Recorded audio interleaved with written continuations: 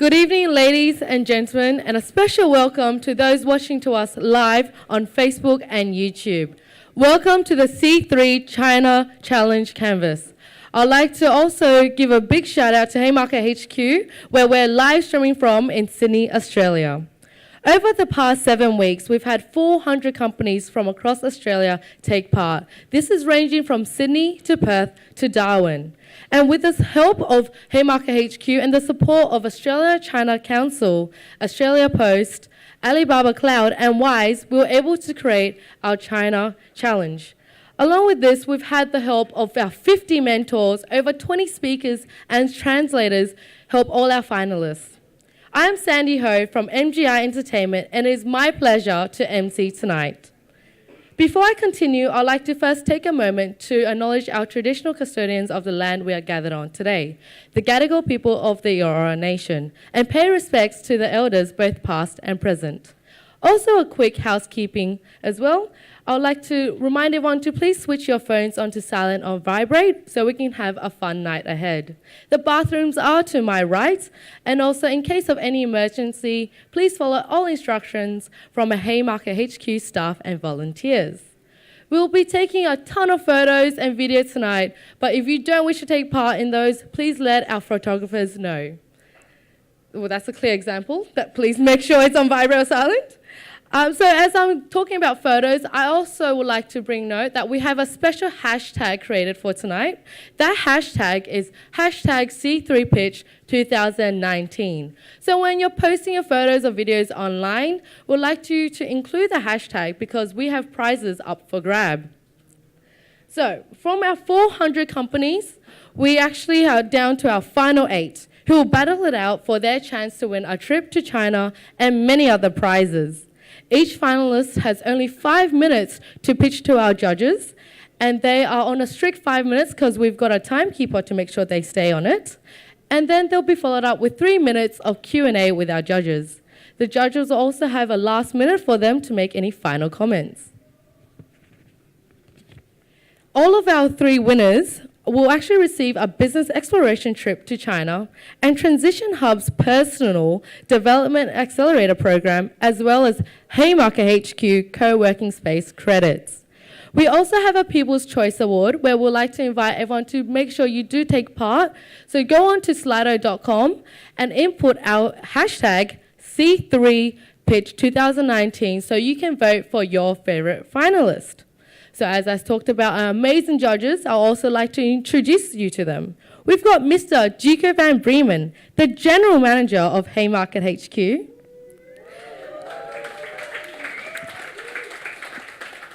We have Mr. Jason Su, Head of Product Solution ANZ of Alibaba Cloud.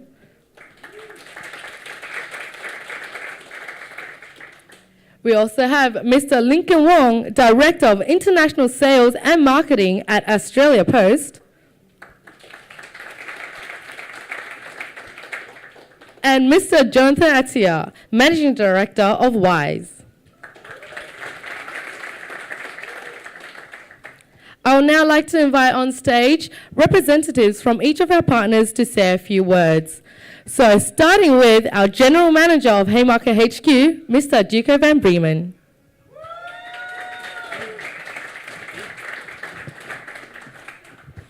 Thank you, Sandy, and thank you everyone for being here.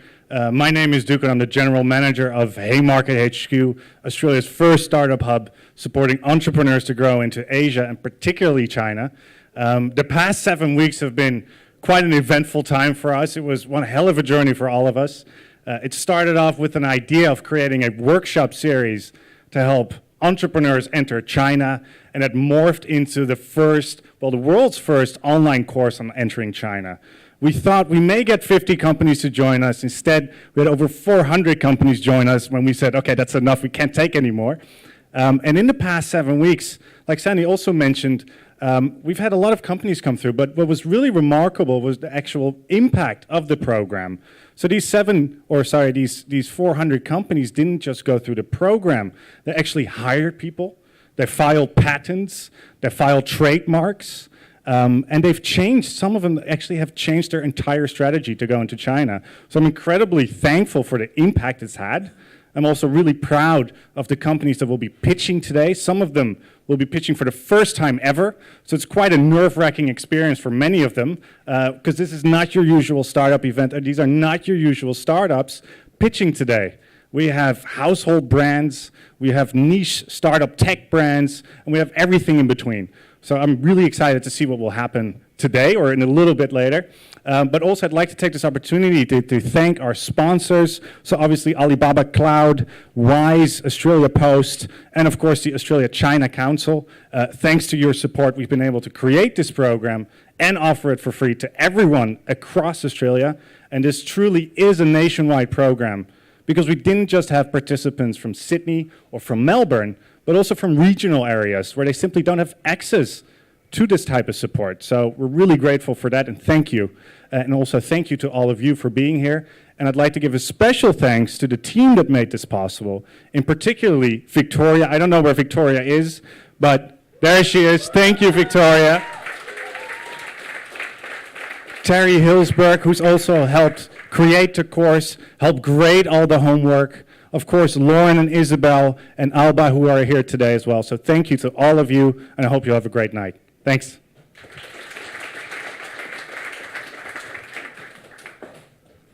Thank you to Duco. Next, we have the Head of Field Marketing ANZ of Alibaba Cloud, Mr. Andrew Heading.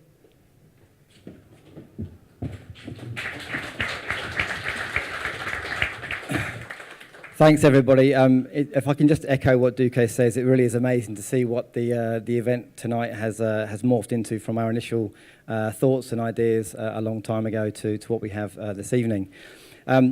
I think this event really aligns well with what Alibaba's mission is about helping businesses do business anywhere. The opportunities in China are huge for a lot of companies, and that's what really we're trying to do, to help Australian businesses understand the market in China, understand how they can get their business there, and hopefully from our perspective provide a platform and support to enable them. So all I can really say is best of luck to everyone tonight who's pitching. We have some special offers personally that are going to run for both everyone involved tonight and also those who want to be involved. So I think there's a number of our team here this evening. Jason's obviously involved. We've got Patrick at the back and myself here. So please feel free to engage with us this evening or contact us another time. And best of luck to everyone pitching. So enjoy the night. Thanks very much.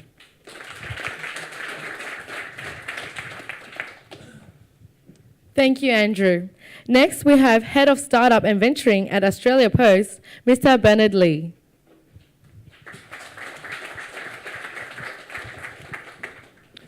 Hi, everyone. First of all, congratulations to Haymarket HQ. This is an amazing sort of outcome that you guys have done. It's one of those things where, like you mentioned before, the turnout and the response rate and the engagement just really shows how much you've cracked a nail on something that's people are really looking out for. And probably the one thing I can say is you probably just didn't think big enough up front. And now the next time you run it, it's just going to be even more massive. So really excited to see how it all happens. And I think it's a fantastic opportunity. So one of the things, just a couple of things to say from an Australia Post perspective, the reason why we supported this was very much because it resonates with what matters to us as well. So we know that digitization, we know that globalization is just changing the way we think about the world, and everything is just getting so much more closer. We've got Asia at our doorstep, and there are people overseas that really want to buy our products, Australian products, not just because of the brand names, but actually because it represents what they believe in, whether it's the trust in the quality or it's the organicness or the freshness of what we actually have in our produce, but also, what does that fashion symbol sort of represent in terms of free-spiritedness. So there's a lot of opportunity that Australian businesses can really just tap into that market. But it's not easy. It's not easy. It's definitely got a whole bunch of challenges, and we're trying to help our customers, which are the same customers that Haymarket are looking at, to really crack that market, because we want them to succeed. How we help them domestically is the same thing that we want to help them internationally. So really, really passionate in terms of seeing how this all pans out. Really interested to hear how some of these pitches are going to go. definitely, I think for me, after I hear all of them, I'll be like, what am I doing with myself? What am I doing with my life? Because these guys are really onto something. But yeah, good luck to everyone who's going to be pitching, and best of luck.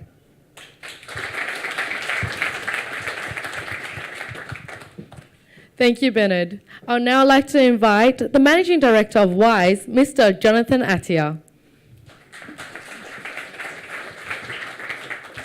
Thank you. Hey guys, so just echoing some of the points the other guys made, we're super excited to be here. For those that don't know WISE, we're a cloud business management software, so we do accounting, operational management, and financial management, all in the cloud. And we support businesses that have a level of complexity about their business. So they've outgrown a cloud accounting package, and they need something that can handle inventory and stock. They might have multi-location, offshore suppliers. These are the sorts of complexities that really suit WISE and a business. And a lot of you guys, when you start looking to China, you'll be looking for something like our platform. So we've got some big backers, Microsoft and CBA, and we're owned by KPMG. But we're a startup ourselves. We're only launched in August, and so we're sort of sharing some of the pain and challenges that you guys are probably going through in your businesses. So super excited to be here. Congratulations to all the finalists and everybody who's been involved in the program. And yeah, looking forward to seeing what the finalists have got to offer.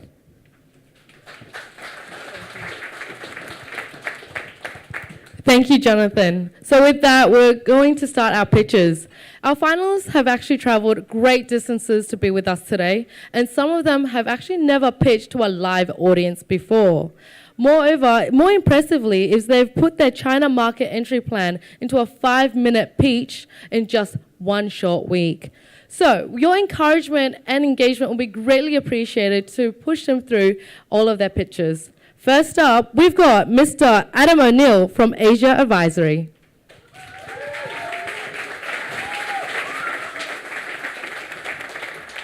Thank you very much. I'm really excited to pitch tonight. This is my first time on the stage and pitching Asia Advisory.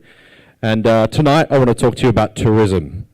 So over the last 15 years, I've been working with clients like Tourism Australia, Destination New South Wales, and Qantas Airways to help them with their outbound strategies and their international marketing. 9 months ago, I made probably one of the best decisions of my life, and that was to come here to Haymarket HQ and to launch my business. So I want to talk about, yes, thank you for the crowd support in the back. So I want to talk about Chinese tourism. So last year in Australia, there were 1.4 million Chinese tourists, spending about $11.7 billion into our local economy. And by 2026, that's going to grow threefold, so to a total spend of about $34 billion into the Australian economy. So that's a huge opportunity for tourism. It's a great opportunity for us, but there's a lot of work to do. Essentially, our mission as Asia Advisory is selling tourism experiences into China. It sounds easy, it sounds simple, but it's a really tough job. There's over 290,000 tourism companies in Australia, and most of them are small businesses. They're owner-operators, they're people that are running their tours, they're taking people onto the harbour bridge, they're running tours through the Opera House. These are small businesses that are usually family-owned and operated, and they have a real big problem even just getting through the day-to-day operations of their business, let alone trying to market and sell their company into China. On top of that, for an Australian tourism business to sell to Chinese tourists, there's a huge and complicated process. It can take up to 18 months for a product when they're ready to list to actually sell into a Chinese tourist. And that's because of all the channels between them and the end consumer. So first of all, selling to an ITO, then going to a wholesaler, then going to a travel agent, then selling to a tourist. This whole process can take up to 18 months. Asia Advisory has a very, very simple solution. We help our clients to get China market ready. Once they list and register with us, we will list them on as many online travel platforms as possible, giving them access directly into Chinese consumers. And then partnering with another Australian startup called Resdi, we will automate their booking and payment systems. And I'll tell you some examples of those in a minute. All of our foundation clients, and these are just 3 of them, are based in Sydney, and they're struggling with selling their products into China. Before I was working at Asia Advisory, I spent the last year working with Sydney Harbour Boat Tours. We did tours around Sydney Harbour with media, with Chinese journalists, with people from Taiwan, just to show them how important experience tourism is for Australia. Our third client on the right, Sydney Charter Boat, before they started working with us, they were taking their bookings via text message and phone calls. Can you imagine trying to work with 1.4 million Chinese tourists via text message and phone calls? It's just impossible. Our business model is very simple. On the left-hand side, we charge clients a monthly subscription, and that helps cover our costs for helping them with their marketing. And on the right-hand side, we take a percentage commission of their ticket sales. And that percentage commission, without giving too much away, can be anything between 5 and 30% of the booking price. Looking at our cost revenue analysis, and I'm really proud to be able to stand on the stage and say this, but by the end of this financial year, we only started in August last year, by the end of this financial year, we will be cash flow neutral, which means that our costs are covered by our revenue that we're making from our existing clients. By the end of year 2, we'll be delivering a 2 times multiple on our earnings, and by the end of financial year 3, we'll be delivering a 5.3 times multiple on earnings. And I'm happy to take you people through the spreadsheets, provided that we answer some NDAs after. Quickly to introduce the team, Jane, who's in the audience in the front, has been with us since day one. She looks after our marketing. Next week, and based off the China Canvas Challenge, we're recruiting Gary Chen to join our team, and he'll be based here in Sydney and helping us onboard new clients. And I just want to quickly talk you through our competitive advantage. So we have 3 foundation clients. With 3 network listings, we can reach over 80 million Chinese tourists. We have a CRM database of over 2,500 ITOs and travel agents. We have a very strong partner in Resdi to help us fulfill the bookings and payment systems. And where we can't do the marketing ourselves, we'll outsource to partners. And I know some of these guys are in the room tonight. But most of all, we have a really strong support base from the Australian tourism industry. Tourism Australia, Destination New South Wales, Australian Tourism Export Council, these guys all want to work with us because they want to help us take Australian tourism experiences to the world. So what are we looking for tonight? We're looking for help to optimize our platform. We're looking for $250,000 of seed investment, and I'm happy to release some of our financials under NDA. And finally, we're looking for support to help connect APIs into Chinese agents. Thank you very much.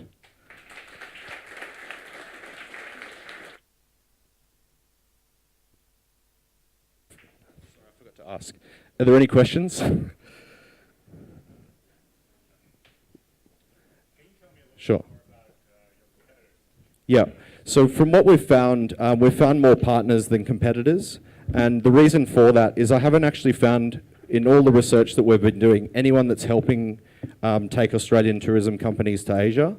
So there may be competitors out there. I haven't discovered them yet. But if anyone does know of any, please introduce them because I'd love to have a chat. Thank you. Any other questions? And just in terms of your China agent network, how are you building that network in China? Yep. So at the moment we have a database of 2,500 ITOs and agents. So that's our starting point. The other way that we're building the China network is through online travel agents. So in the short term, we've been listing manually, but in the long term, we'd like to automate that process. Yep. Cool. How will you protect your IP? It's a good question. One of the challenges of entering the Chinese market is always about how you protect your IP. I think we have a very clear and dedicated process. The amount of time, it's taken me 15 years to be able to build this business, and I think the amount of time it would take someone to build those networks and to build those processes would be a very strong competitive advantage.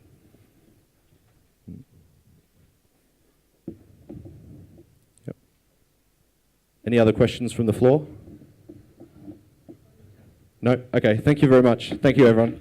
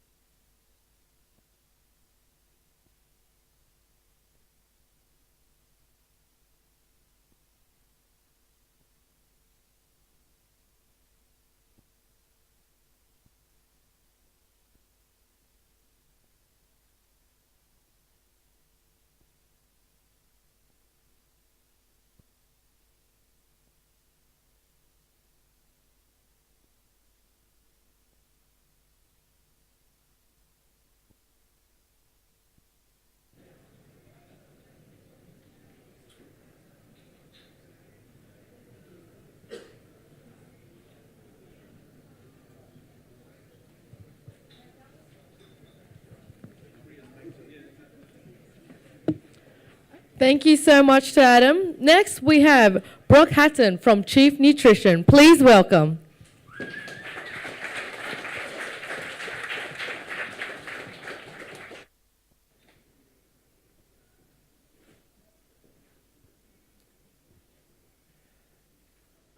Hi, my name is Brock, and I'm one of the co-founders and managing director of Chief Nutrition. Our journey started when one of our co-founders, Veronica, went to Papua New Guinea to do the Kokoda Trail, a 96-kilometre overland journey through dense bushland. Veronica is an exercise physiologist and nutritionist, so she knows what it takes to fuel her body through such an adventure. What she needs is something that's high protein, low sugar, and without any of the artificial fillers, sweeteners, or preservatives. And to our amazement, there wasn't much out there, and so Chief was born. The two products we're focusing on for our China launch program is the Chief Collagen Bar and Beauty Food Collagen Bites. These are extremely healthy products. Our trade secret production process allows us to mix creamy nut butters with highly functional collagen, as well as no dried fruit, which allows us to let market-leading low sugar levels. So let's talk about the competition, these healthy products that are in the market, some of which contain up to 37% sugar. And in our mind, that doesn't add up to healthy. Our market is between three key pillars. One, the segment. Food is China's largest economic segment. Two is trend. Health food is on the rise and soon will be the world's largest health food market. And three is our niche. Beauty consumables is a growing area, and in particular, collagen products are listed number 3 on e-commerce platforms such as Tmall and Taobao. But most importantly, Chinese consumers want high-quality Australian-made products, and through our extensive product research, we're perfectly positioned to deliver that. Our demographics live in one of the largest beauty fields in Earth, with 270 million females in the ages of 25 to 40 and in a burgeoning middle class of China.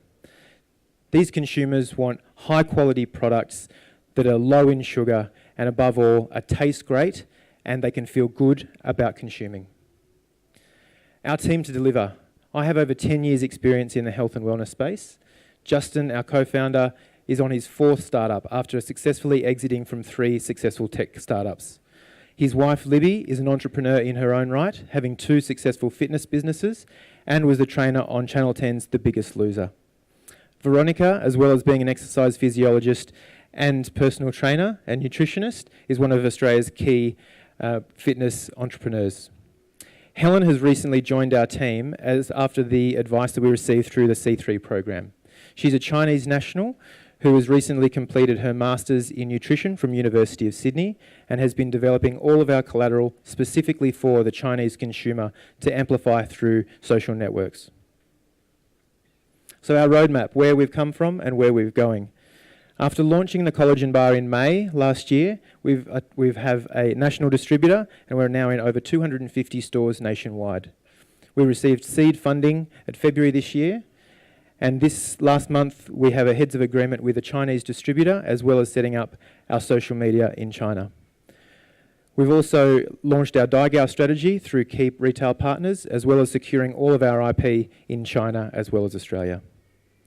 Our beauty food product will launch in less than 3 weeks, and we'll be taking that product to Seattle to present in May, as well as attending key meetings through the network that C3 has provided us. Later this year, we hope to launch direct-to-consumer e-commerce channels through Alibaba Cloud and stores like Tmall. Our business model is largely dependent upon ratcheting up our sales and marketing through the early stages of development. Selling directly to Daigaos or directly to consumers and selling direct to wholesalers give us larger margins which we can reinvest into marketing initiatives as well as getting key opinion leaders on board before moving to a larger volume, lower margin strategy, introducing distributors direct into China. Our repeat purchase currently for online consumers is over 56%. Our competitive advantages are obviously our founder and influencer levels, We currently have over 300,000 amongst our influencers and ambassadors, including Olympic medalists and TV personalities. Being Bondi-based, we have amazing opportunities with the local geography, as well as celebrities like Bondi Rescue. Our trade secret production process, as well as securing our IP, has given us a great fast-moving availability, and we hope to hit the ground running in China. So, after this, come say hi. We have an amazing amount of products over here that we'd love for you to try and ask any questions. We're after new partnerships, especially into the distribution of China. Thank you very much.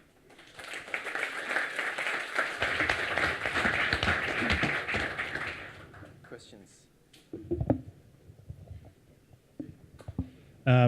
Same question for you. I'd love to learn a bit more about your competitors in China and how you think you'll be able to compete with them. Yeah, I mean, I think largely being Australian-made, there's not a lot of Australian-made products, especially in the collagen space. So being able to have a collagen product in a specific format, like the Beauty Bites, is going to be really important. I think leveraging our Australianness is going to be increasingly important. So I think that's probably the main way that we'll be able to secure our Aussie edge in the Chinese market. Cool. Thank you. Great presentation. Thanks. So just thinking about the target market, obviously China's a huge market, and you talked some big numbers there in terms of who the segment could be. Sure. If you would describe your sort of perfect customer in the Chinese market, sort of who would it be? What would they look like? What would their persona be? Yeah, sure. So, I mean, apart from the beauty element, the other large growing segment in the Chinese space is health and wellness, so fitness. I think gyms in China, there was 500 in 2001. There's over like 35,000 now. So typically they're very health and image focused. They have an understanding around fashion and beauty, but they're also concerned about what they put in their body. So there's a level of knowledge around low sugar products as well. So that market is only growing in terms of education, and it's largely followed around the world. We see now consumers in Australia are much more educated into those health messages than they were, and that's translating perfectly into China as well. So quick one. 12 months from manufacture. A quick one. So your package is 4 grams. So have you researched whether it's suitable for China market because it's very small? In terms of the 4 grams? Yeah, 4-gram package. It's 30 grams is the 30 smallest. grams, okay. Yeah, 30 and 45 grams. Is that okay? 30 grams. Yeah. The feedback that we've got in terms of ingredients is that everything is suitable and can be imported, and the size and package has been okayed as well. Yeah. Brooke, I'm very interested. Thanks for a great presentation, by the way. I'm very interested at your products and your range there. In terms of going into China, there are a lot of healthcare and vitamins products that have been in China for years. Mm-hmm. In terms of brands, in terms of having a similar product range to yours, not exactly collagen, but you've identified a very niche market there. Sure. But besides being made in Australia, and which many of these products are, in terms of low sugar and things like you've identified, but what else could you pitch, do you think, to the Chinese public that your products are actually have a point of difference? And also, how would you actually identify, in terms of using KOLs in China, it's very important. You've used a lot of KOLs here in Australia having their own expertise in their own areas. But what about China? How would you pitch that exactly and influence the Chinese public? I think some of the feedback that we've got around KOLs specifically in China is that they're extremely expensive, growingly so. So one of our launch strategies is actually to leverage our relationships in Australia that have some sort of follow through. So we mentioned Bondi Rescue and those sort of guys who are mates of ours but have strong traction in that Chinese market. So it's a way that we can sort of like incrementally get across to the China market. I think in terms of the way in which we position ourselves as a brand, we're in startup land, so we're not going to have the big budget that we can just go in and dump a whole heap of money on it. But I think it's definitely an incremental strategy, and that's certainly what we've learned through this process, is that we're definitely on the lean startup model, and we're going to make mistakes. Let's not burn all of our cash at the first opportunity. So I think it's definitely about understanding being in those markets. I mean, Helena's doing a great job for us being in the Daigou market and understanding and being able to speak to those consumers and find out their wants and needs. And that really just instills, I guess, the product market fit that we have with the product. No worries. Thanks, guys.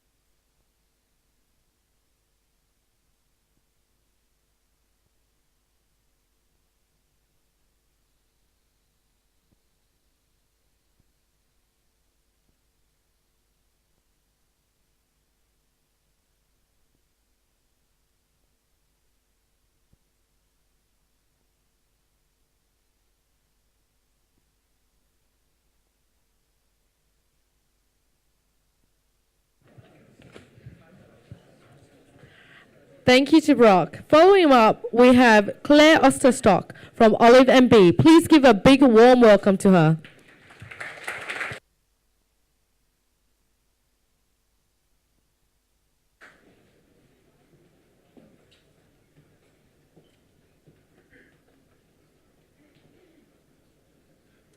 Good evening, and thank you for the opportunity to come out today and tell you all about my business. My name is Claire Osterstock, and my product is Olive & Bee. I'm a physiotherapist by trade, and I have a special interest in women's health. I've listened to countless stories from women telling me they were disappointed with the personal lubricants on the market.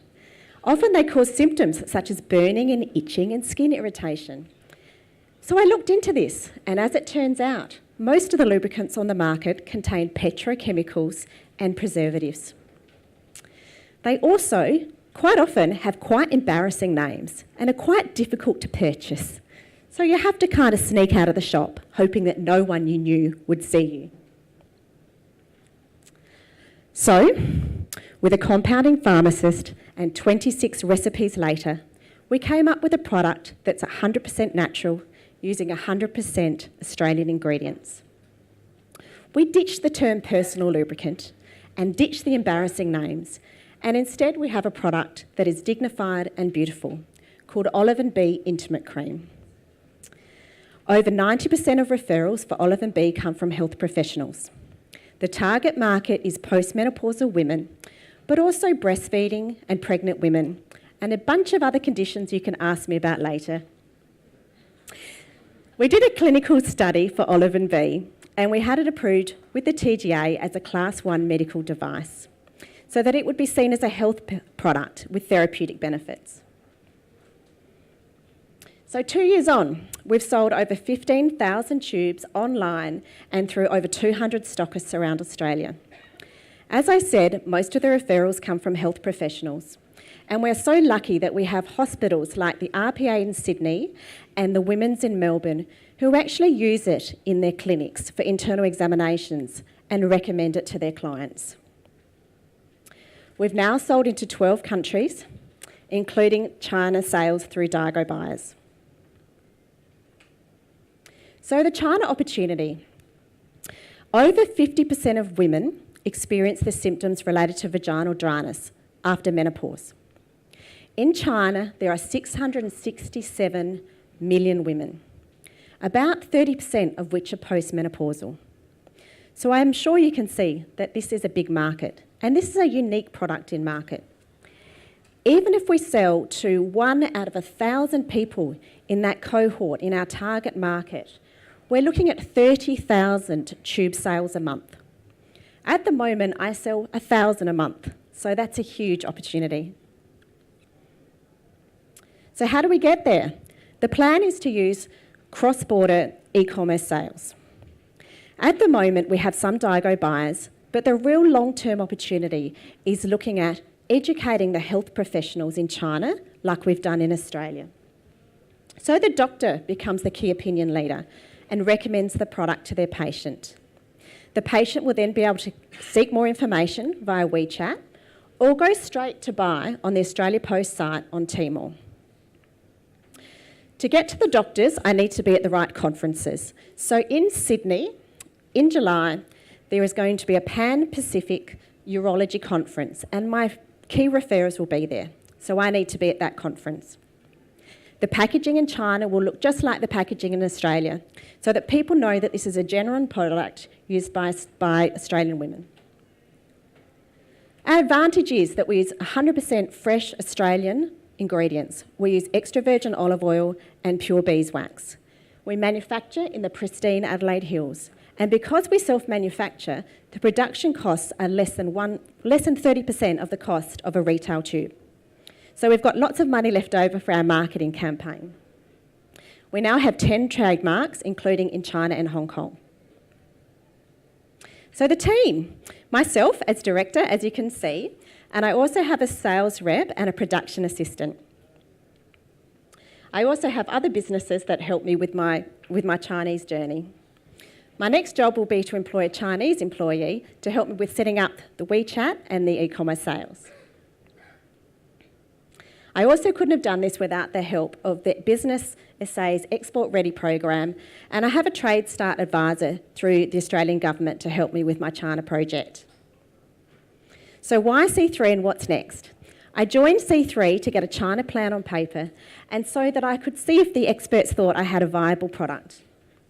I've learnt so much and I now have the confidence and credibility to move forward with my China plan. My ask today is to be connected to Alibaba and Australia Post so that they can help me in the next stage of my journey. Thank you.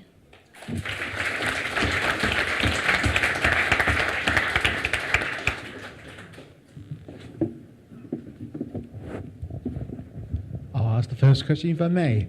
Sure. Certainly a very unique product there, and obviously very much targeted to women in need. As far as, again, I'm very interested in pitching this to the Chinese because obviously, you know, forgive me if I say that, but I think it would be a bit of an embarrassment for some of the Chinese women or Chinese public to admit that they have this issue. So how would we actually openly pitch this uniqueness, formulation, strategy to them in terms of go-to-market strategy? How would you do that? That's a good question because I think even in Australia this is an embarrassing conversation, and I see in the audience when I talk about this you see some embarrassing faces, you know, and it's a very interesting business to be in. But I'm finding that a lot of people are really opening up to this. The Chinese people I've spoken to, especially Austrade, said, you know, Chinese women are talking about this now. This is okay. We can talk about this. And I think the strategy of going to the doctor first does make it a little bit easier. So they might not be there to talk about this with their friends just yet, but they're probably going to ask their gynaecologist or their GP. And if we can have that educated person at the top sharing the story down to the patient, I think that'll be the easiest way to make a start in the market. Yeah, thanks a lot for the presentation. I think the product looks great, and I really liked your story about sort of having something that looks different and feels different, and people wouldn't feel sort of embarrassed about sort of picking up and asking for. You talked a bit about your sort of access into the Chinese market through the conference and accessing through the doctor network, which I think is quite unique and really interesting. Sort of say that the conference doesn't sort of work out or you don't get the right contact, sort of what are the other avenues to grow that network in the Chinese market and really start building your channels into China? Yeah, that's a great question. I have to think about that. Look, going through the doctor route is one channel. Alongside that, I suppose parallel to that, we'll be building our word of mouth work through WeChat. So we're planning to set up a WeChat site so we can use that as a form of communication. And also we'll look in the short term as well as exploring the Daigou sales more. So I feel kind of lucky so far that I've had Daigous come to my practice and buy this product to send back to China. I haven't done any marketing at all in that space. So I think if I can access some companies that specialise in that form of marketing, that'll be another channel we'll be able to run at the same time. I have similar understanding that it's really hard to position to have the doctor to promote their product, because what's unique value for them, for doctor to because you need a high learning curve to, and for doctor to promote your product. So what's a motivation for doctors to do that? The question was, what's the motivation for the doctor to promote my product? It's really interesting because in Australia, as a health professional, we see this problem all the time, and I don't think people realise it's out there. But I work with the Continence Foundation, I work with lots of medical professionals, and we've been saying for years, we need something we can recommend to people. People are coming to us asking for a product, and we're saying, sorry, we don't know what you can use. So I think the doctors will already know there's a need. In Australia, certainly they have, and even programs like the Pelvic Pain Foundation in Australia have endorsed this product on their website. So I think that I'm hoping in China, in other countries as well, that people will also see that there is that gap in the market and that the doctor will be quite happy to promote this product because it is quite different to what's already out there.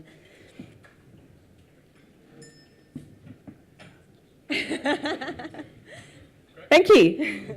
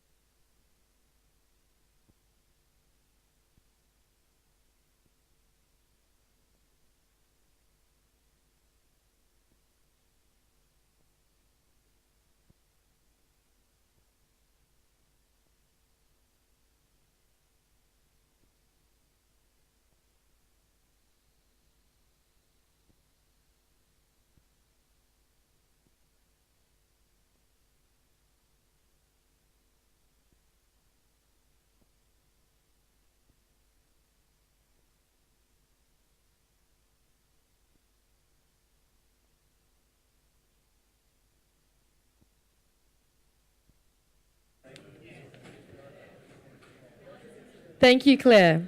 Next up, we have Stacey Fisher and Lorraine Cherry-Newen from Minnow Designs. Please give them a big round of applause.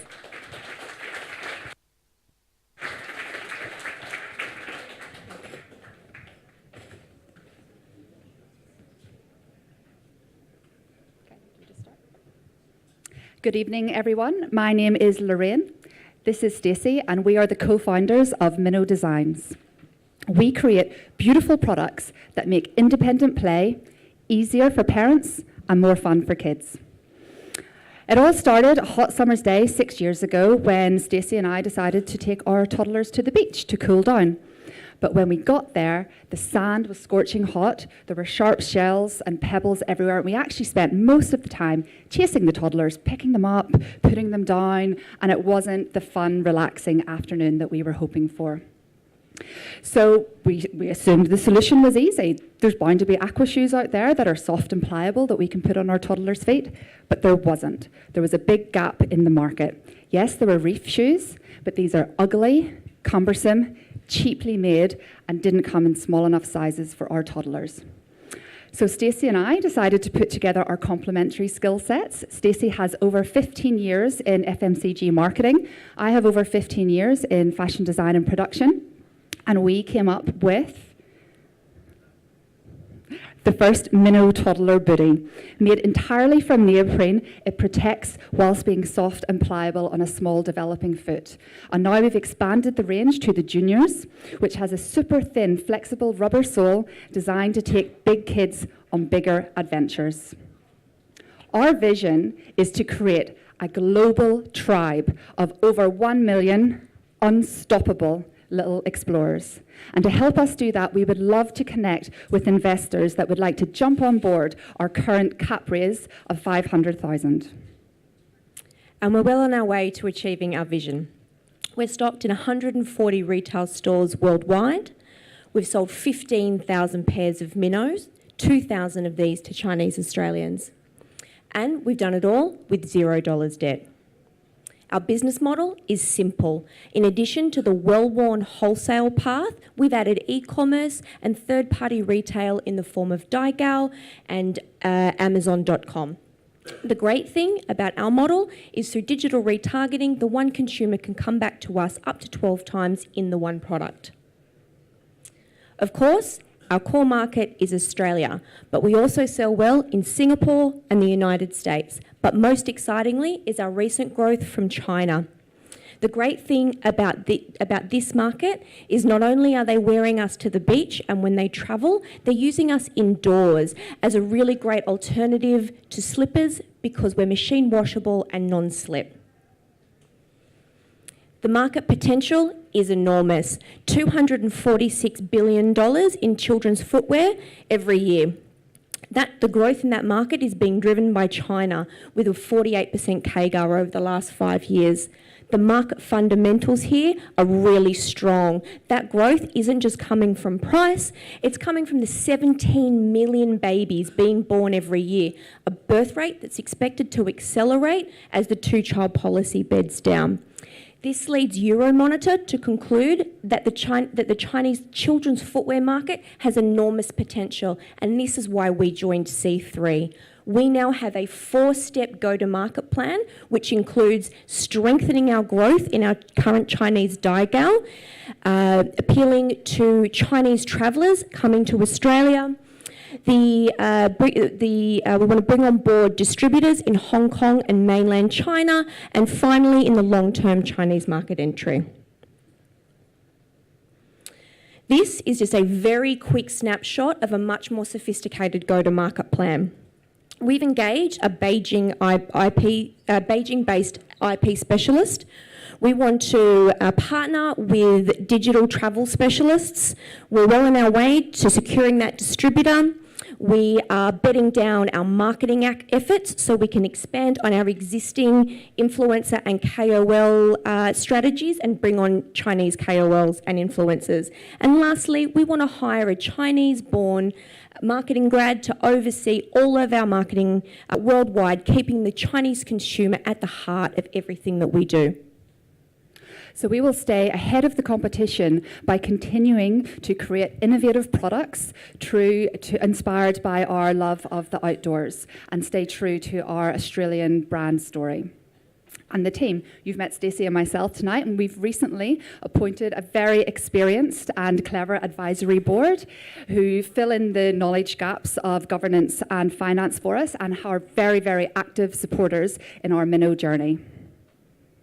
So, what can you do for us? Well, we have currently subscribed a number of very impressive, very sophisticated investors, and we're looking for a couple more. Additionally, we're looking for introductions to potential distributors that can help us meet demand for our product in China. Thanks very much for your time. Thank you.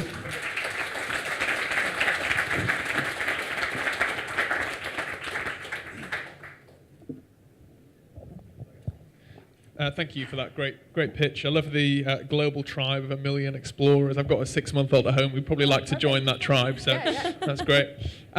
So you talked about kind of a number of markets that you're already sort of establishing yourselves in and getting access to. How do you plan to sort of give enough of those markets focus so that you can make sure you really make the most of that opportunity without sort of spreading yourselves too thin? So the great thing about our category is that the majority of the growth will come from distributors, which are pretty low touch from our point of view. We give away a fair bit of margin, but we still make good money, and that means that they're in charge of their own, logistics and marketing. Great presentation. Thank you, ladies. I've got just a bit what you're thinking about distributors in China or Hong Kong and beyond. What would be the essential ingredients that you'll be looking for whenever you're appointing a distributor, especially in China? Obviously, would you be looking for someone that's a sole distributor, exclusive distributor? What would be your requirements in that? No, so distributors, particularly in a market as big as China, would typically be regional. So we'd want a distributor with links to Australia and one that we trust, that we develop a bit of a relationship with. Ideally, a bit of family in Hainan wouldn't be too bad, and someone with children who can kind of get the reason for being. Can you share your price strategy in China? So you use same price right here or different? Yeah, quite similar. And we were recently at an Alibaba. I saw someone from here from Alibaba. We were at a recent talk, and we spoke to these guys about that, and they said that we're actually really well poised at our current price because there is real demand in that top of the mid-market space for mother and baby goods. So we would, obviously this stuff changes. We'd work with our distributor to set a price. We'd do some testing. It's not something that we go, that's it, that's the decision made. But we are pretty confident that we can maintain that mid-market, top end of the mid-market pricing. How do you come up with your brand name, and what do you think is your competitive advantage? Oh, sorry. Oh. No, okay, one question. Oh, okay. Come see me at the end. I'll have a chat.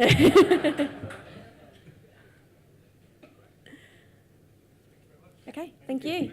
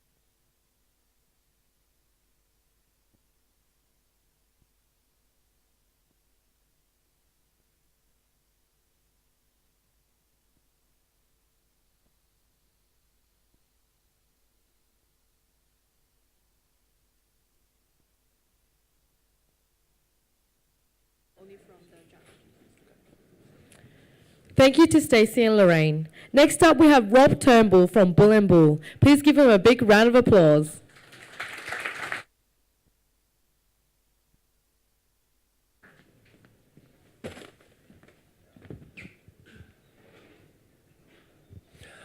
Hi, my name is Rob Turnbull. I've been in the wine industry now for 22 years, and 22 months ago, I went out on my own and started Bull & Bull. So we are a wine business. We make, market, and sell wine. Our own brands with provenance, brands with authenticity, brands with story. We play in the premium and super premium segment of the market, about $15 to $80 here at retail in Australia. Mainly Barossa Valley, Australia's premier wine region, and we own all the trademarks for all our brands. They're ours globally.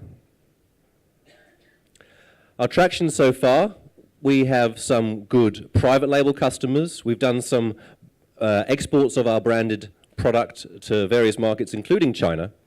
But domestically, Dan Murphy's have backed us in a big way. They love our brands, they love our wines. And for Australia's leading and largest wine retailer to support our fledgling business really shows the value of our market offer. Australian wine exports to China. Well, China is Australia's wine's largest export destination by value, by a factor of 2. But most importantly, for me, super premium is about 30% of that. And there's a thirst for so much more and continued growth.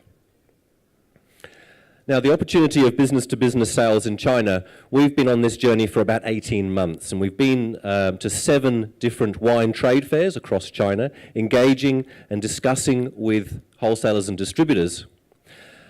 But problem 1, it's really risky for China trade to buy super premium wine in volume from Australia, particularly from new-to-market brands with no track record. So in late last year, we pivoted and we put our own stock into China. That landed in January.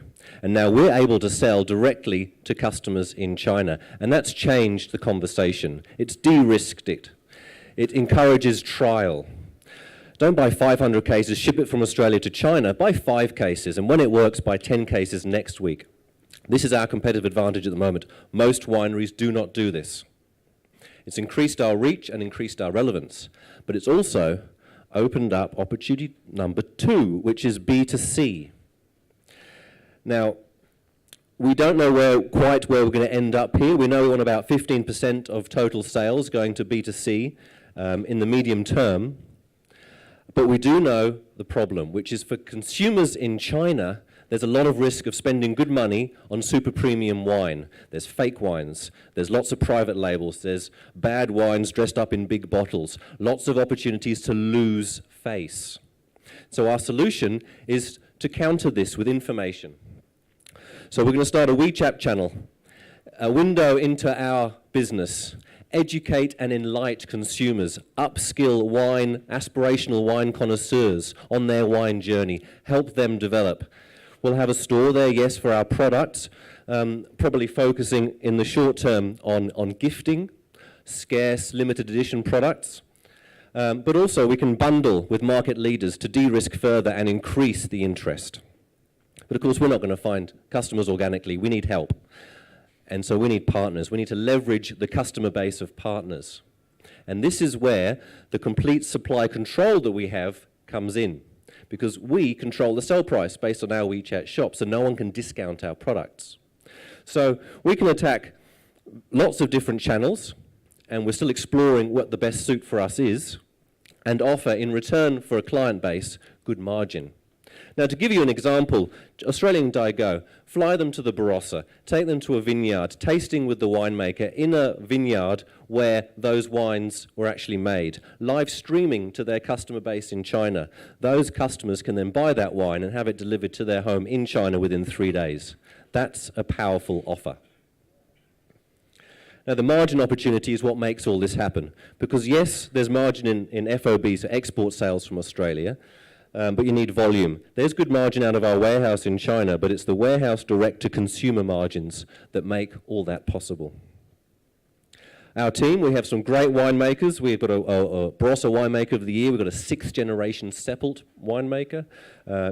Sales and marketing, we have an Adelaide-based native Mandarin-speaking sales and marketing person. In Shanghai, a commissioned sales rep to look after our trade. And obviously in the office, we've got admin support and a traditional winery dog called Bonnie.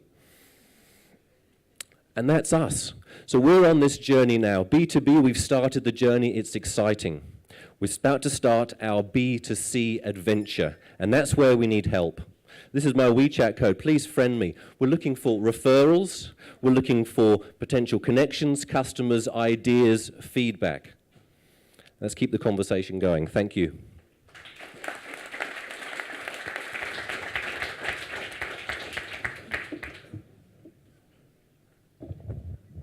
When you've dropped your wine, you said in China in January, where have you selected to drop it? Which port?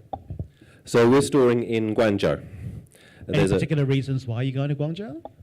2 main reasons. One, we have an existing relationship with that warehouse, and it's a specialist wine warehouse, but also one of our early customers is in that southern area. Do you have different marketing strategies per segment within China? Well, we have different marketing per brand. So some of our brands are more traditional in style, some are more modern in style, some are more alternative. So I guess we segment by our brand, which then directs directly to different market segments. And just from a capacity standpoint, in terms of volume of wine, sort of how do you fare for that? How much sort of space have you got in the Chinese market, do you think, to sort of continue selling? When would you reach capacity? Well, we have a maximum we want to reach of 10,000 six-packs of our branded wine. And we want to make about 15% of that direct to consumer. Any more than that, we have to start really investing more from a wine side of things, and wine is very capital intensive, and I don't want to go there. Plus, it would mean I have to put more people on for packaging, and I do not want to go there. So you mentioned that in China they will have a fake brand, fake product. So even Penfold also have lots of fake brand there as well. So even you have a store in China. So what will you do to protect your IP? Well, firstly, trademark perspective-wise, we've got our trademarks trademarked over there. If we get to a stage where we're being copycatted, I know we've made it. So I've got to be honest, I'm not fussed in the short to medium term, because only the best get copied. That's it. Thank you.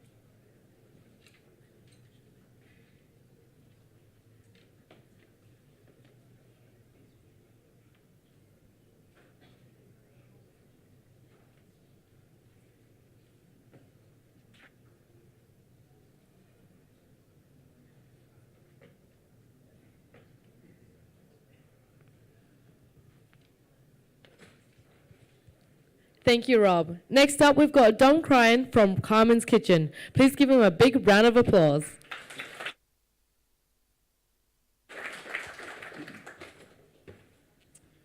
Good evening, everyone. Firstly, I'd just like to say what a privilege it is to be here tonight, presenting and pitching on our business with all these other wonderful, great businesses trying to advance their cause in China. Carman's comes to this program from the point of view of having already been in market for a number of years and really taking this program to have a bit of a stop and check of our approach to make sure we're on the right path. For those of you that don't know the Carman's business, we exist in the muesli and nutritious snack space, where we have the enviable position, at least in the Australian context, of being the #1 supplier in those two categories, in muesli and nutritious snacks, that we've really done by delivering real food made with real passion. It's not a journey that's happened overnight. It's the culmination of some 27 years of hard work, from taking a small B2B muesli supplier and turning it into a multi-channel, multi-category business that's selling into over 30 countries around the world. So it's really been a long process to get to this point, and China is now the next part of our mission to try and grow the business.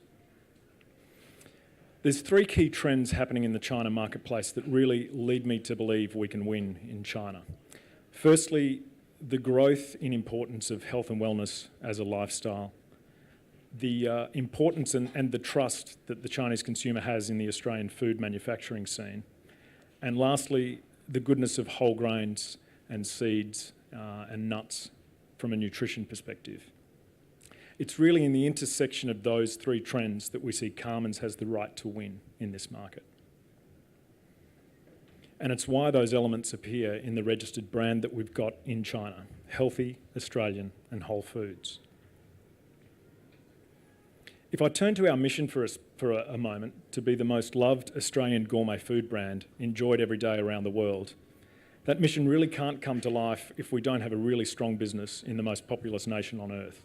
So for that reason, and for those trends that we're aligned to, we see China being the obvious market for us to really push into over the next few years. Our business at the moment, where we stand this year, will turn over $200,000, and with some fairly firm initiatives in place next year, we see we will double that business. We've got plans to continue to grow it over the coming years as we expand geographies, further refine our product, move into new channels. We see no reason why we can't continue to double that business year on year. Quite ambitious to be up around the $5 million mark in 4 years' time, but a quick scan of the online marketplace just in the muesli category at the moment shows that there's some $20 million worth of sales in imported muesli alone. A large proportion of that comes from Australia, and that's the marketplace that we know we do muesli better than anyone else. So from our perspective, very achievable for us to be able to slice out a part of that market. So where we're at the moment is we've got a fairly traditional market entry position in play. We've established a master distributor, we've got some creative and digital agency support, we've got some activation support through some agencies that help us with events and sampling, And we've got distribution across some 700 retail points across convenience and major grocery channels. The time that we've spent working with these partners has helped us really understand the consumer, who's at the heart of our business. More often than not, they're women under 40, quite often the leading influencer in their social circle. They're highly educated, urbanised, and really into health and wellness. It's important for us to understand how we reach out to those consumers. So we've gone down the path of getting our digital platforms in place with Carman's WeChat, and we're using events such as the events we've got on the page here, in the middle of the page being a sampling activity that we had with WeWork in China, and some running events such as supporting Lululemon. So we're really reaching out to those consumers where they work, where they play, where they take a break. We're also using those activities that we're doing to help create content to share on our digital platforms to create a little bit more excitement for the brand and get people to see what we're doing and how the brand can act in their life. This brings us to really what the heart of my pitch is. So we've established WeChat. We're on some of the principal e-commerce channels with both our retail partners and with some standalone e-commerce providers. But as an Australian food manufacturer, this is a space that really is quite foreign to us. The Australian food manufacturing industry doesn't play a lot in e-commerce, certainly hasn't over the last number of years. Whilst it's emerging a bit now, it's a skill set that we don't have. So as we expand into this channel and have multiple people providing our products, our products on Tmall at least, that's really the question that I ask of tonight. If you have insights on how to use this technology to drive transaction value, I'd love to talk to you because it's really an area that we lack the real skills in how to drive this further. So I believe in the product that we've got. I believe our product aligns to trends in the marketplace. I believe we've got the fundamentals in place with both physical distribution partners, agencies, and the fundamental e-commerce support. What I'm really asking of you tonight is if you've got contacts or insights on driving transaction value through these technical and digital platforms, I'd love to talk to you. Thank you.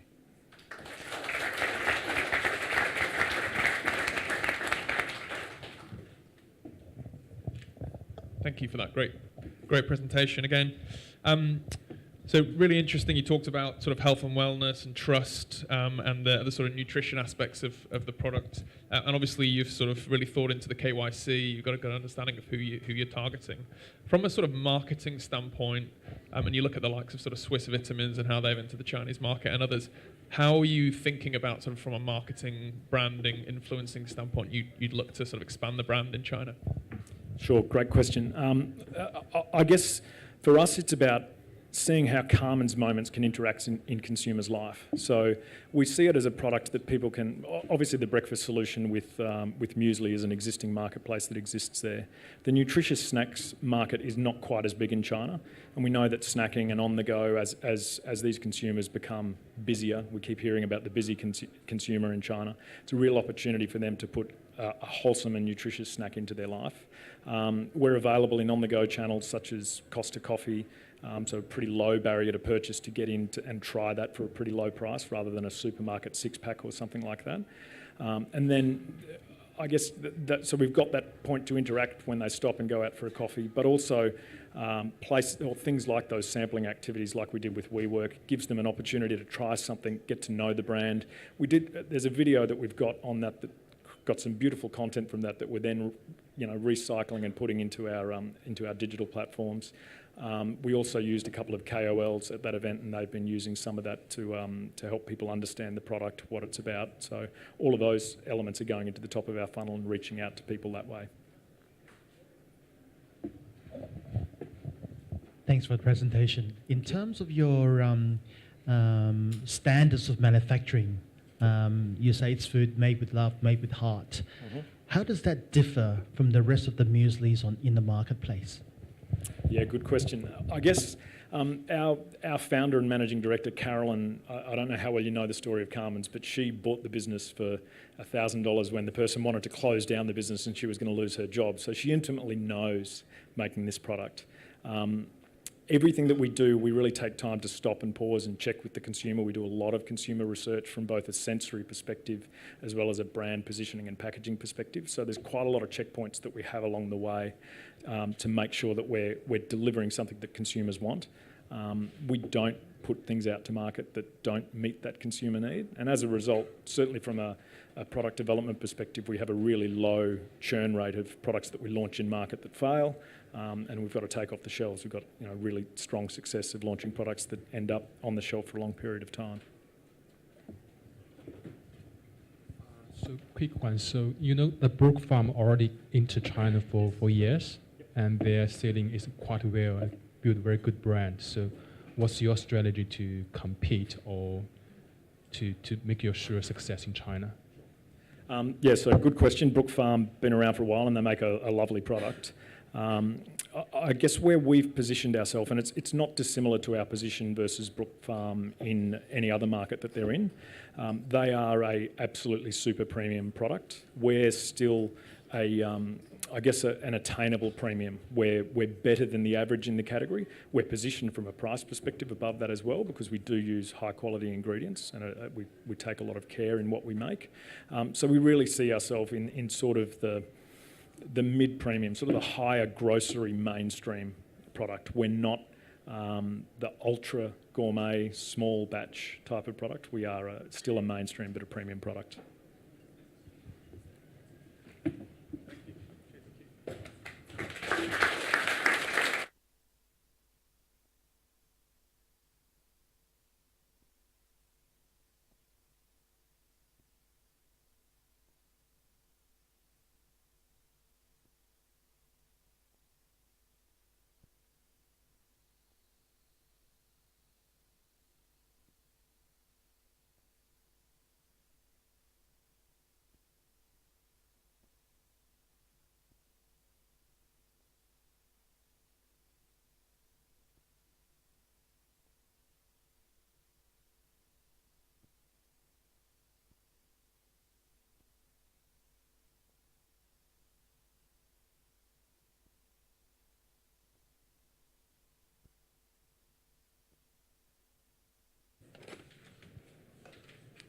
Thank you, Dom. Next, we have Honmok from Sites and Venture. Please give him a big round of applause.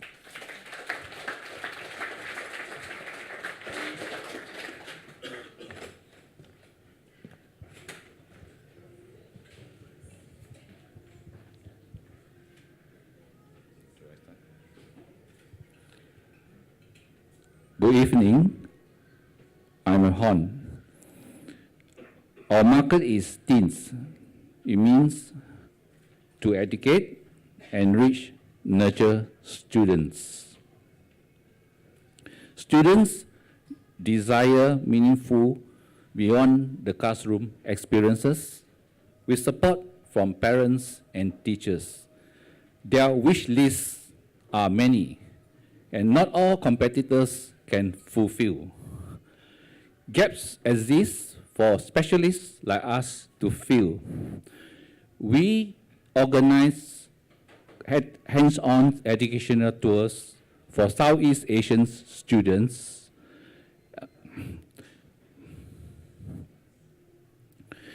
Another example is the BBC Earth winning school from Kuala Lumpur. Sponsored by Tourism Australia, they came to Melbourne on a hands-on educational tour. In the slides, you can see students testing the water quality at the Royal Botanic Gardens in Melbourne.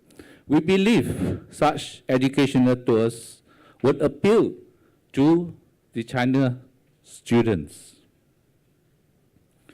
The market size of all types of educational tours out of China is worth 7 billion, rising to 9.1 billion by 2020. We hope to take a tiny slice of the market. In our 3-year forecast, we anticipate a loss of $66,000 in year 1, funded by us. But by year 3, we are profitable. With high student demand comes stiff competition. However, we do have expertise across 4 Australian states as shown in red. We have been organizing hands-on educational tours for 25 years. We have the know-how and are nimble and innovative. We run a lean business and we are owner-operator. Moreover, we are affordable, trustworthy, competent, and provide prompt services to the agent. So in spite of the competition that is stiff, we are competitive. The next remaining slides show how we reach the China students. Starting with our simple business model, we package suppliers and products. Example, education providers and tourism operators into itineraries which we sell to the non-exclusive China agent, which they on sell to the students. We adapt our itineraries for the China student market. For instance, we have for instance, instead of 14 days trip duration, we have we have 14 days trip duration instead of just 1 week. On top of that, 2 or more cities rather than 1. We have been to travel fair where we have interviewed China agents and asked them what are the educational tours presently available.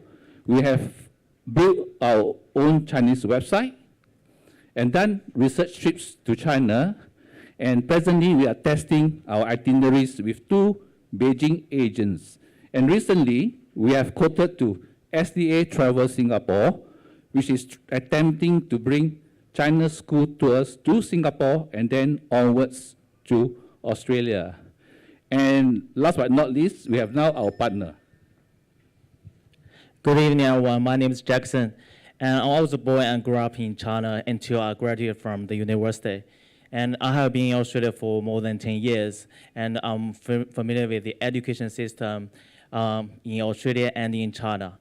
So for the sales, we will mainly focus on 2 channels. One is to co-work with local China agents, such as travel agent, education agent, and work out a referral program with them. We will also talk to schools, educational organizations, parents, and students in China to obtain first-hand feedback from them. For the communication tools, we will utilize all the popular softwares in China, such as WeChat, QQ, Weibo, and in the future, we will also pay the internet companies such as Baidu to promote us online. Next, I would like to introduce another 2 members of our team. Aaron, the marketing manager for China market. May, the itinerary planner, and she's got 25 years experience in the travel industry. Lastly but not least, we welcome all referrers to China agents, schools, teachers, and all decision makers to help us to open doors to China education. Thank you very much. Thank you.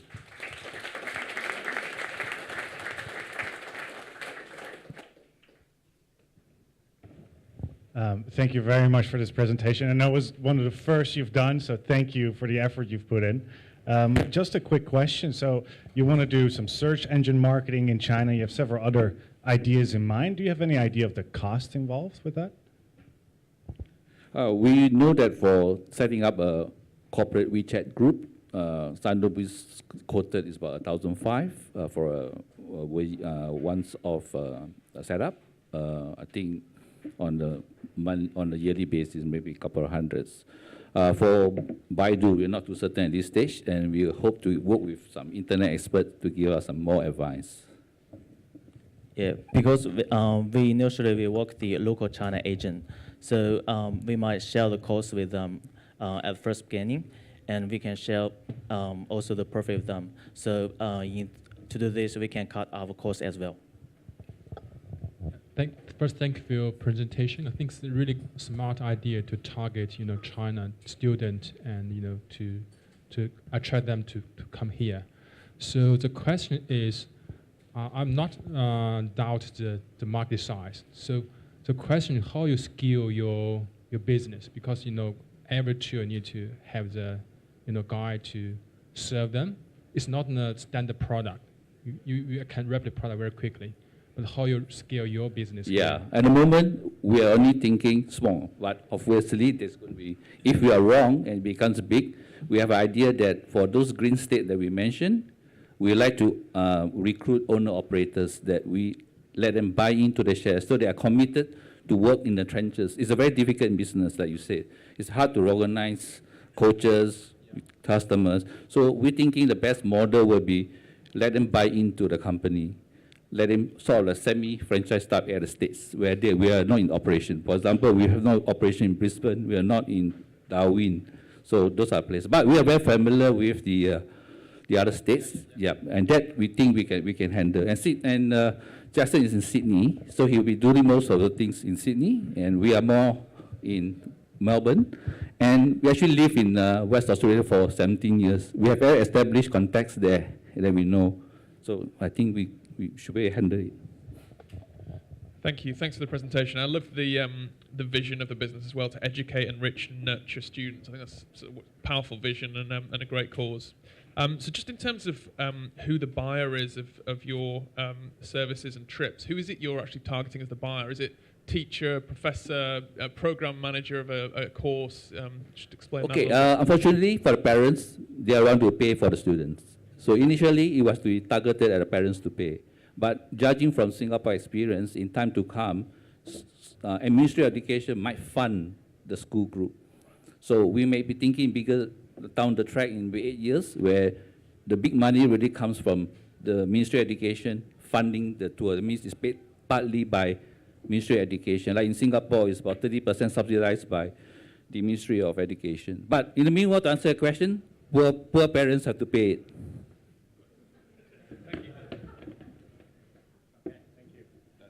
Thank you, everybody.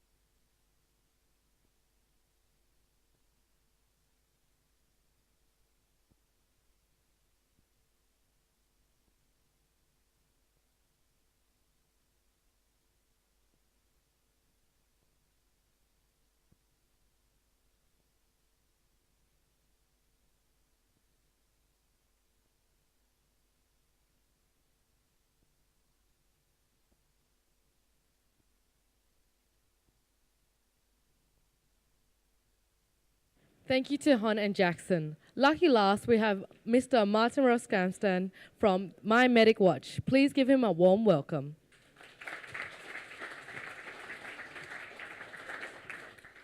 Good evening, everyone. Apologies for the difficult last name. So my name is Martin, and I'm here with My Medic Watch. So I would like to bring you with me on our journey into the future of digital health in China. False, uncertainty, and fear. That is the reality for millions of people out there. And My Medic Watch started out with one such reality. A family inflicted by disease and 2 daughters looking for a solution to help their mom.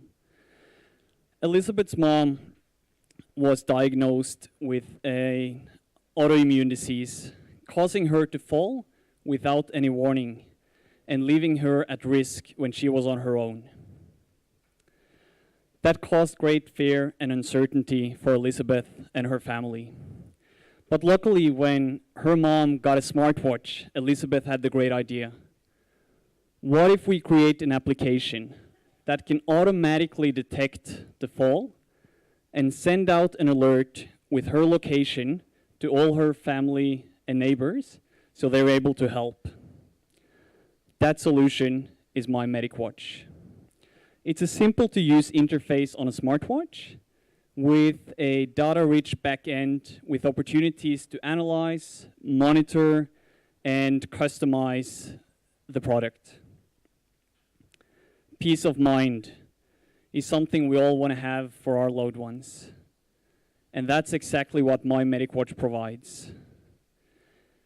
Helena's mom is now, well, Elizabeth's mom, Helena, is now using My Medic Watch every time she's on her own, providing the certainty to her daughters that they will get an alert and they will be able to help their mom if she has a fall. That is peace of mind, and that is priceless. Our mission is to bring this solution to the rest of the world, and our next destination is China. So why China? Why do we want to go to the Chinese market? 230 million people aged 65 plus. That's our market. And within the next 30 years, that will double. According to the WHO, 1 out of every 3 in that age bracket will have a fall within the next year. And in China, that's the #1 cause of fatal accidents for that age bracket. So why now? Why is this the right time for us to enter the market? The smartwatch sales in China has exploded. It's gone during the last 5 years from close to 0 to 50 million sales or unit per year. That's just amazing. And if that's not enough, 50% of all the smartwatch applications or applications in general in the world is downloaded in China. That's 50% of the world market in one country. So if that's not a great opportunity, I do not know what is. So we are ready for that opening. We have an agile tech product that can be customized for the Chinese user, for the Chinese smartwatch market, and for the Chinese platforms that are distributing these applications. And how are we going to do this? Our business model is a recurring revenue subscription model. We start with a free trial for 30 days, bringing the customer on board, and then putting them on a model that is tailored to their need. To scale this up, we're relying on a business to customer model, partnering with key opinion leaders, with brand ambassadors, and with organizations that are supporting our users. We're going to distribute and sell this product through established platforms for smartwatch applications, and that despite them taking a 30% of the cut, it means we have a low risk and low investment entry into the market. So our team is led by Elizabeth, our CEO, co-founder, and passionate daughter. Besides Elizabeth, we have the skills we need within technology, medicine, and the business field to enter the market in Australia. But we need a China expert on the team. So what's our traction so far? Machine learning algorithms are up and running. We've done medical trials with Westmead and St. Vincent's, and we have our IP patent and trademark protected, which is our main competitive advantage going into the Chinese market. The product is already launched in Australia, and we're having traction with paying users despite minimal use on PR and marketing. And we have exciting new opportunities coming. So how can you be part of the journey? We're looking for advisors specializing in the Chinese market who can help us find the right partners in China and help us raise $1 million to give us a 2-year runway into China.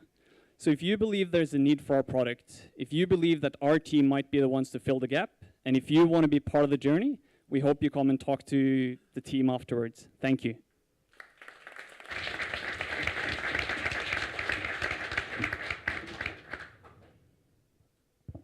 Thank you for that presentation. How do you think you'll be able to compete with the likes of, for instance, Xiaomi, So these larger Chinese companies are really good at that hardware-software combination. Well, I think we've done a pretty extensive competitor analysis. It doesn't cover everything, and I'm going to take it off again because otherwise you'd just be looking at this one. But that is one of them. Apple is another really big one. And we think us really specializing. So we're at the moment, we're brand agnostics. We're not saying an absolute no to partner with hardware providers in specific cases. But we think that's our strength. Like, we're absolutely focusing on having the strongest product we can have. And that's what you can see with these medical trials.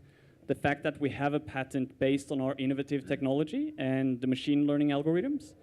So I think that's based on the credibility of having the medical society behind us. I think that's really our strength going into China. A quick one. So have you tested whether your free trial business model work in China? You know, there's already a lot of, you know, security watch there. If you search security watch, you could get a bunch of, you know, very cheap price product there. Maybe there's not so comprehensive functions as yours, but they're very cheap. They can buy very quickly. So have you have evidence that you have the free trial and pay by month something is work for in China? So I just have, you know, such question. Well, I think it's a very fair point. And for us, that is the reason why we want to go into the market with partners. Because we think as kind of an upscale product, we could get users coming through kind of despite all the competition and despite us potentially having a higher price point. And I think that's where we really need partners to push our product out, and partners who can bring that credibility with the product that might not come through when you're just seeing it in the marketplace among the other ones. If that answers. Thanks for the presentation, Martin. I really like the stat around 50% of watch apps downloaded in China, a really strong sort of message around why China's a good market for you. Could you just give us a sort of brief overview of the revenue model for the business, how you're charging, and sort of how you think that'll look in the next 12 months? Yeah, so we do offer, it's either a monthly or an annual recurring revenue. So you'd go through the 30-day trial, and then you sign up. Most people does it on a monthly to keep on trying. And at the moment, we have the option, so it's either $10 or $20, which is 50 or 100 yuan as kind of the comparison. And we're also looking at, depending on us going in with partners, we might have to add a discount or a kickback to the partners on top of that. And the platforms we're using takes out 30% of the revenue, which is also a big challenge. But considering we don't really have any cost of goods produced, like that's our biggest one. And we are looking at having an even more upscaled offering, which would include escalation to a call center. Because today, it would be to friends and family and neighbors and people who would be able to respond. But if you're in the case where none of those are available, then you would need that extra safety. And I'm pretty sure people are open to that offering. And something we haven't talked about here is the business-to-business opportunity, going in with healthcare sector, aged care sector. Those are also discussions we're having, but it didn't fit into this 5 minutes presentation. Thank you. Thank you, everyone.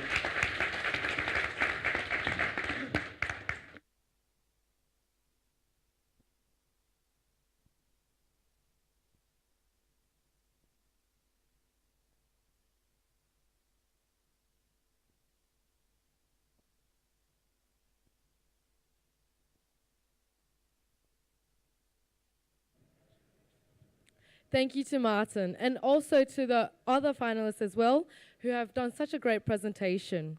We actually have also, if anyone's interested in the next round, make sure you do register your interest at www.chinacanvaschallenge.com. Also, just for today, Haymarket HQ is offering a 30% off discount on the first 3 months on co-working space package if you register at www.haymarkethq.com. As you can see, this is the space for you to bring your business into Asia, especially into China.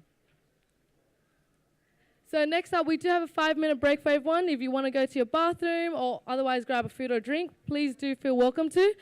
5 minutes later, we'll come back and we'll find out who our top winners are.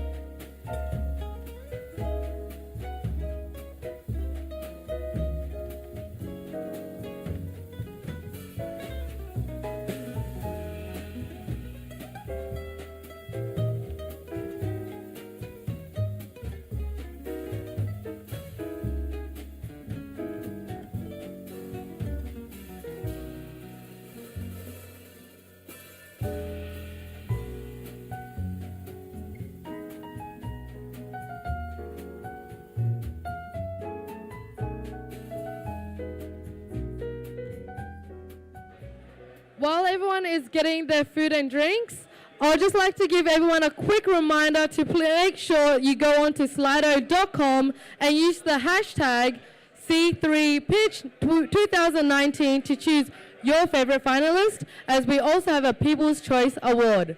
So once again, reminder to please make sure you go on to slido.com to choose your favorite finalist. Thank you.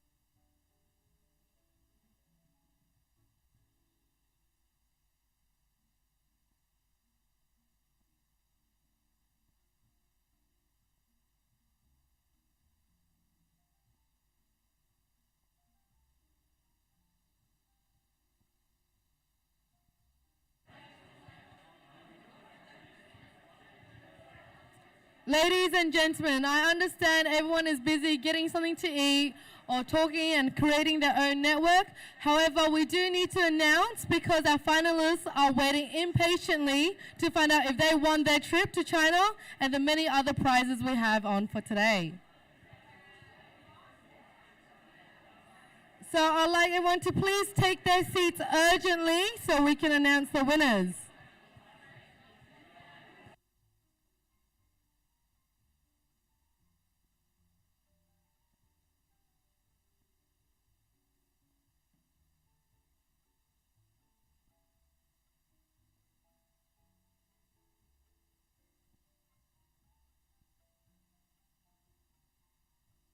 Ladies and gentlemen, it is the final call. Please take your seats so we can announce our winners. I'm sure everyone is excited to learn about who has won our top 3 and also who has won the People's Choice Winner Award.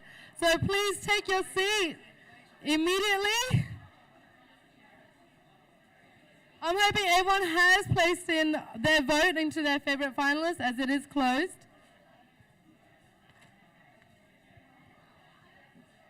Possibly this is a bit better. Now everyone can see me, so I can also see everyone who hasn't taken their seat.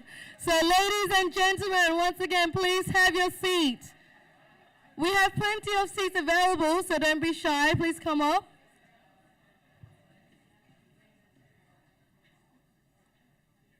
Great. It's good to see I've got everyone's attention. So, the results are in, and I'd like to invite the wonderful Miss Victoria Chun, Project Manager of the China Canvas Challenge at Haymarket HQ, to present the awards with me.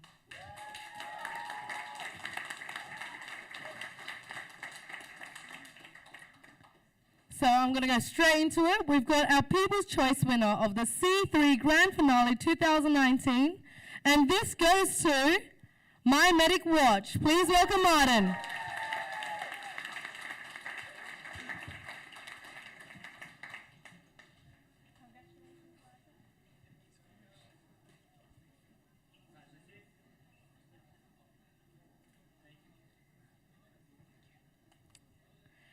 Next up, we've got our third place winner of the C3 Grand Finale 2019, and this goes to Bull and Bull.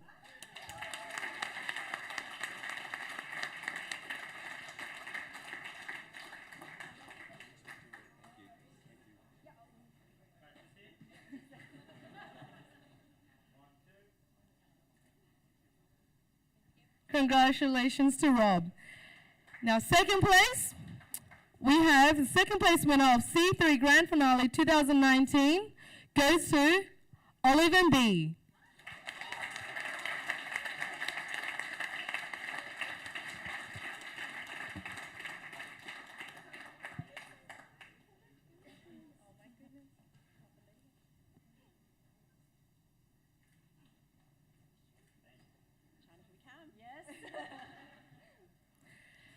And of course, we've got our first place winner of the C3 Grand Finale 2019.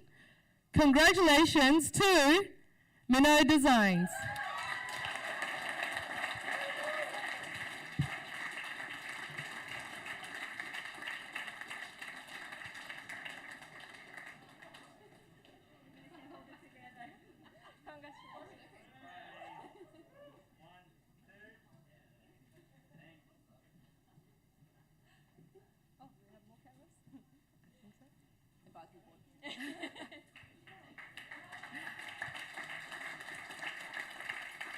Thank you, Victoria.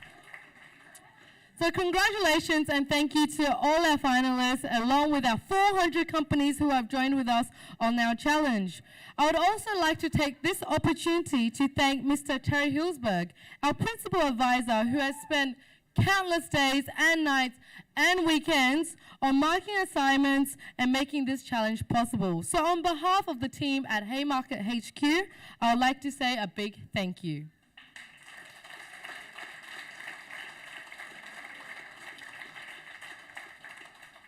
Thank you to all our speakers tonight, our wonderful panel of judges, our mentors and translators throughout the program who have made the creation and support of the C3 program.